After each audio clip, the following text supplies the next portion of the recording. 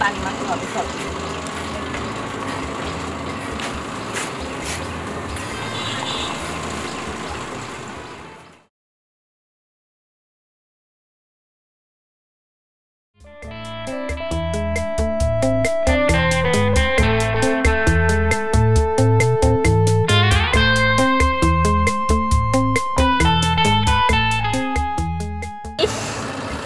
গাছটা এইভাবে মরে গেছে, কি করছে সারাদিন খাইছে আর ঘুরছে।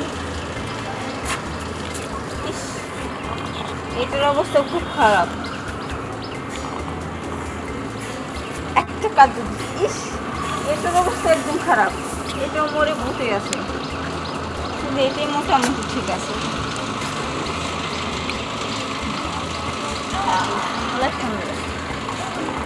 আজকে পানি মারতে হবে সব।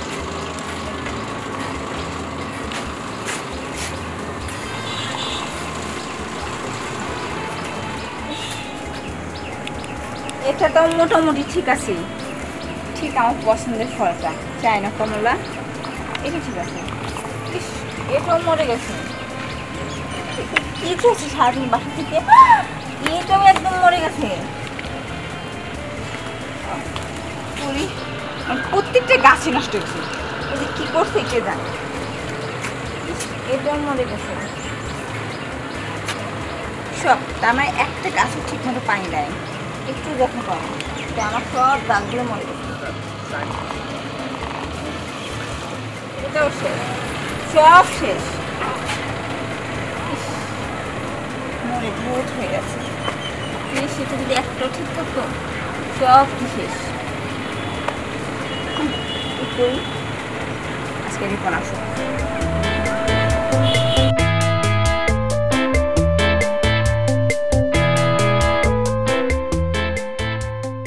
সব শেষ।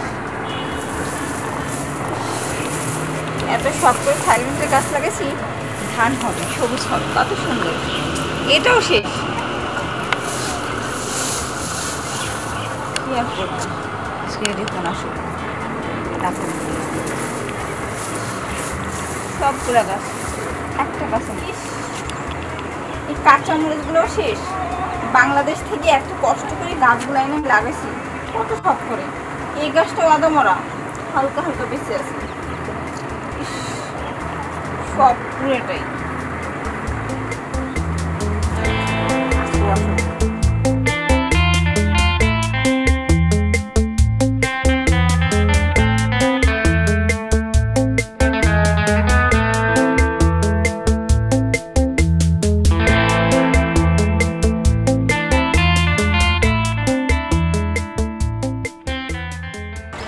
রিপন, রিপন, দেখে নিয়ে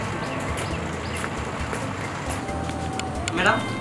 হ্যাঁ, কিসের জন্য ডাকলেন? কিসের জন্য যাচ্ছি? চল, তোর আজকে আমি সব দেখাবো। কি হয়েছে ম্যাডাম? ম্যাডাম কান করছেন কেন? চল দিদিমণি, কি হয়েছে?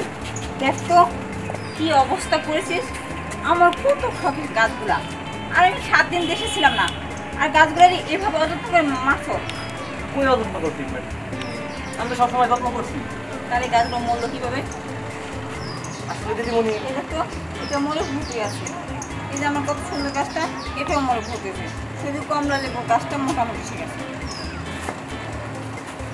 দিদিমণি মরলো কিভাবে আমি বলবো? মানে তুই কি ঠিক মতো পানি দাস নাই?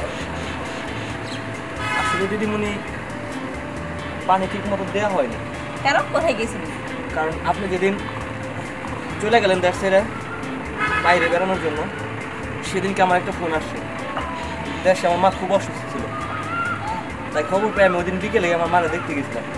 বুঝতে পারছি কতটা যে যত্ন করছো, বোঝাচ্ছে। যা এখন এই মুহূর্তে আমার চোখের সামনে পানি দিবি, যা পানি নিয়ে আস। আচ্ছা দিদিমণি, যা আনতেছি। ভালো করে প্রত্যেকটা গাছের ঘুরে ঘুরে একটা করতে, তাও যদি বাসে। কি হলো, পানি নিয়ে আয়।